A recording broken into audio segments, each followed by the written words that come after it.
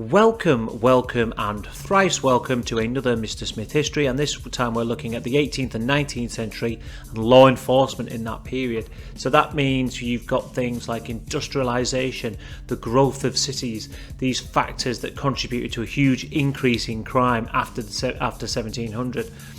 And as such, this created a demand for an improved form of law enforcement. As a consequence, we see the development of more official policing.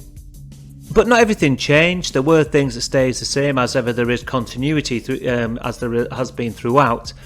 For example, the watchmen were still employed and they continued to patrol the streets at night. Also, you've got the use of soldiers. So soldiers were used to put down large protests and large riots, and there they both are, of course, in picture form. There were, of course, changes though, and one of them, of course, was the introduction of a group called the Bow Street Runners, who tracked down criminals and they also tracked down stolen property. And from 1754, the Bow Street Horse Patrols patrolled the streets in London.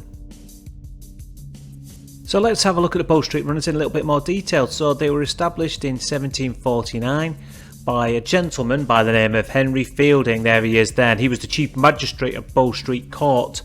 And the idea was that they were created to try and combat this crime wave which was sweeping across London in the 17th century. So at first they charged fees and they collected rewards for it. But eventually, by 1785, they were paid by the government. They introduced new methods of finding evidence to bring criminals to justice. So they were widely regarded as the first modern detectives. Look, there's Sherlock Holmes. He was a detective, you see. They went on patrols. They patrolled major routes. Although the patrols were widely regarded as not being that successful because they didn't really have a massive impact on the increasing crime rate, but they also were revolutionary in form of sharing information. So they shared information on criminals and suspects with others, and this was kind of like the beginnings of what would be like an intelligence network.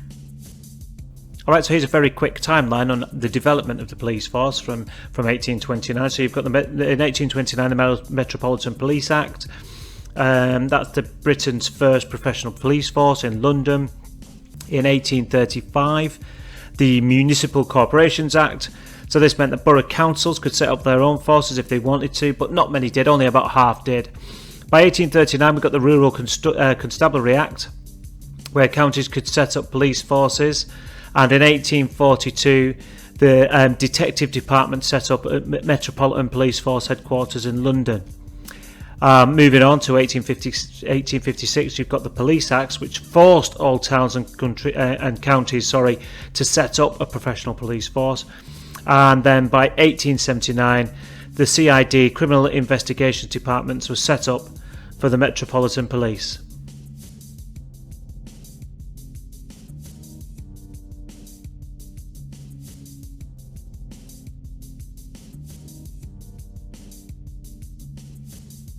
So that more or less brings us to the end of today's video. Well, it is the end.